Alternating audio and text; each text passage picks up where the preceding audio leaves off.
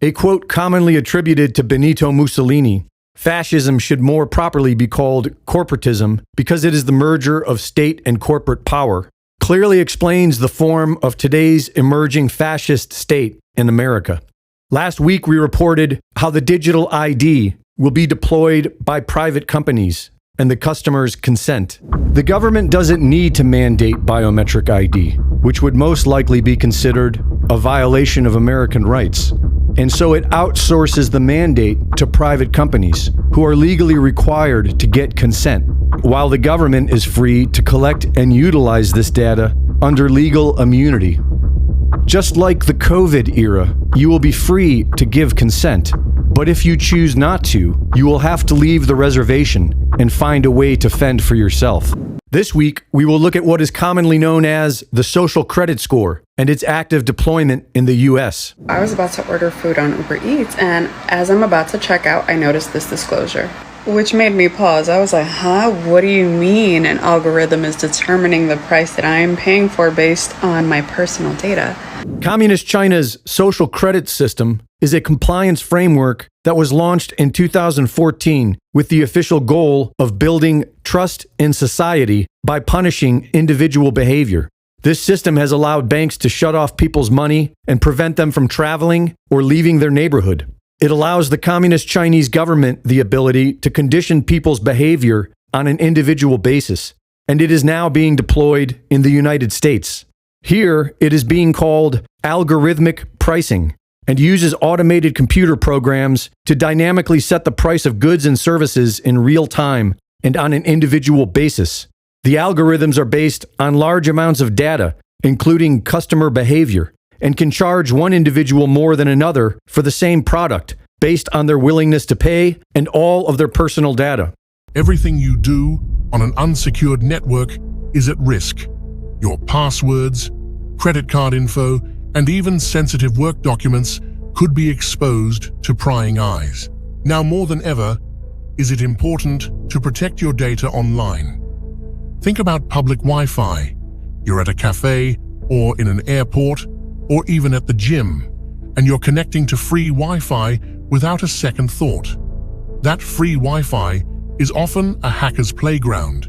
With just a few clicks, someone can intercept your connection, steal your information, and even track your browsing habits.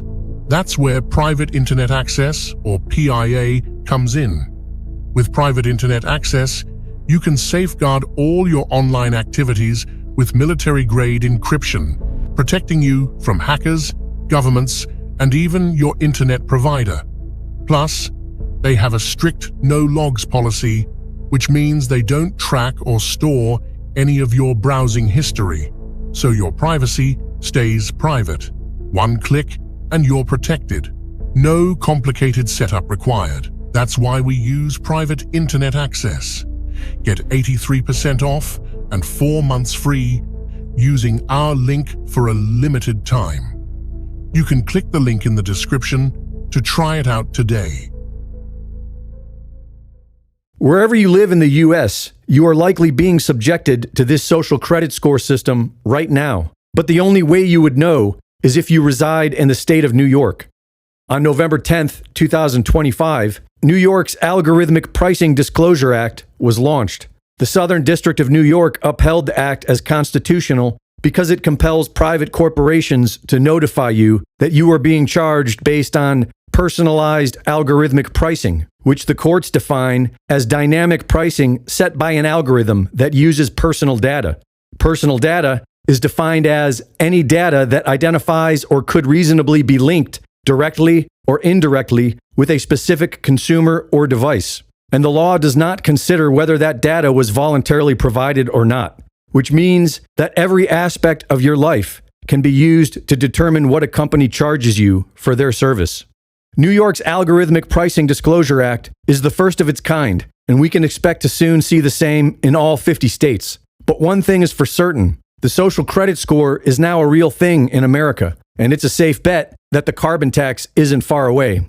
An AI-run cryptocurrency economy is the only solution being pursued by the United States government and the big banks, who see it as the only way to save America from its crippling debt and claim victory in the artificial intelligence arms race. In AI 2027, what we depict happening is special economic zones with zero red tape. The government basically intervenes to help this whole thing go faster. Because the promise of gains is so large that even though there are protesters massed outside these special economic zones who are about to lose their jobs as plumbers and be dependent on a universal basic income, the promise of, trillions of more in wealth is too alluring for governments to pass up. That's what we guess. But of course, the future is hard to predict. But yes. Part of the reason why we predict that is that we think that at least at that stage, the arms race will still be continuing between the U.S. and other countries, most notably China. Right. And so if you imagine yourself in the position of the president, and the super intelligences are giving you these wonderful forecasts with amazing research and data backing them up, showing how they think they could, transform the economy in 1 year if you did X, Y, and Z. But if you don't do anything, it'll take them 10 years because of all the regulations.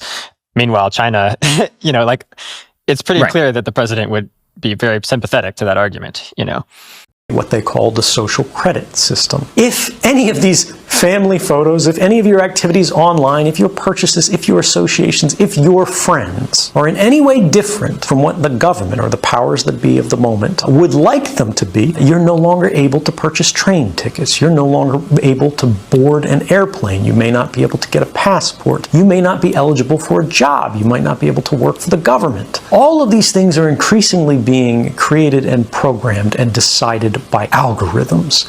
And those algorithms are fueled by precisely the innocent data that our devices are creating all of the time, constantly, invisibly, quietly, right now. Our devices are casting all of these records that we do not see being created, that in aggregate seem very innocent. You were at Starbucks at this time. You went to the hospital afterwards. You spent a long time at the hospital. After you left the hospital, you made a phone call. You made a phone call to your mother. You talked to her until the middle of the night. The hospital was an oncology clinic. Even if you can't see the content of these communications, the activity records, what the government calls metadata, which they argue they do not need a warrant to collect, tells the whole story. And these activity records are being created and shared and collected and intercepted constantly by companies and governments. And ultimately it means as they sell these, as they trade these, as they make their businesses on the backs of these records, what they are selling is not information. What they are selling is us. They're selling our future. They're selling our past. They are selling our history, our identity, and ultimately they are stealing our power and making our stories work for them. If you enjoyed today's video on Anonymous Official, leave a like and subscribe if you haven't done so already. Thanks for watching and sticking with us.